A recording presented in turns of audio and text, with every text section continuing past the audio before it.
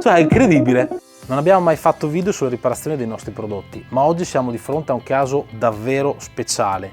Il nostro Garvan SN120, che suona a 360 gradi, un diffusore per l'outdoor, è stato completamente immerso tra acqua e fango. Questo diffusore era installato in un giardino che è stato completamente allagato in seguito alle alluvioni del 16 e 17 maggio che ha colpito gran parte della Romagna. Ci tengo a precisare che questo speaker, l'SN120, è pensato per suonare all'esterno e quindi è resistente agli agenti atmosferici, ma non può essere sommerso dall'acqua. Prima di smontarlo voglio fare un paio di test. Tanto per cominciare, la bobina non è interrotta. A questo punto possiamo testare se suona e come suona. Ovviamente le mie aspettative sono bassissime perché è uno speaker che non è pensato per essere sommerso. Faccio una connessione volante e poco hi-fi. Funziona! Cioè è incredibile!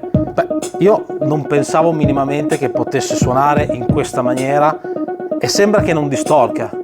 Andrebbero fatti test più lunghi e in maniera molto più approfondita. Però sentire questo speaker che suona dopo un evento di questo tipo, un allagamento al 100% e probabilmente per diverse ore se non giorni, è un qualche cosa che mi fa rimanere piacevolmente sorpreso, perché non si possono avere aspettative di questo tipo su un altoparlante che non è progettato per fare questo.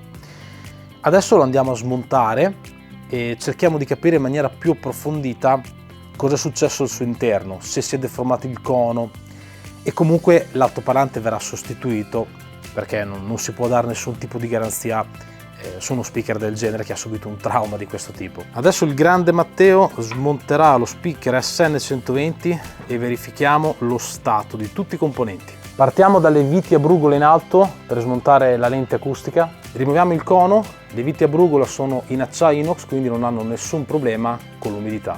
Qua dentro è pieno di terra, ci si potrebbe fare l'orto. Procediamo con la rimozione della griglia, anche queste sono in inox.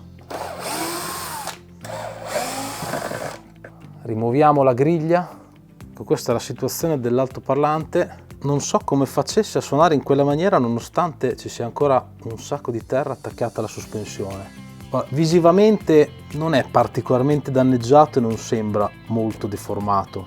Ora smontiamo l'altoparlante. Io dico sempre smontiamo, in realtà sta facendo tutto Matteo. Ecco il nostro altoparlante, scolleghiamo i cavi. Resoconto componenti, viti in acciaio inox, queste non hanno nessun problema. Lente acustica e anche questa dopo una lavata torna come nuova. Griglia microforata in acciaio verniciata a polvere, anche questa dopo una lavata è presumibile che al 99% ritorni perfetta. Poi abbiamo il corpo del nostro speaker, quindi questo cilindro. Anche questo, essendo in plastica, non dovrebbe aver problemi, poi fortunatamente dentro non è entrato niente, ha sigillato perfettamente, quindi a posto. L'ultimo che vogliamo analizzare è l'altoparlante. A vista il cono non è deformato e sembra completamente integro. Dietro il cono è perfetto, non ha nessun tipo di difetto, anche perché non è entrata acqua, non è entrato niente. Sotto allo speaker abbiamo trovato anche due simpatici ospiti.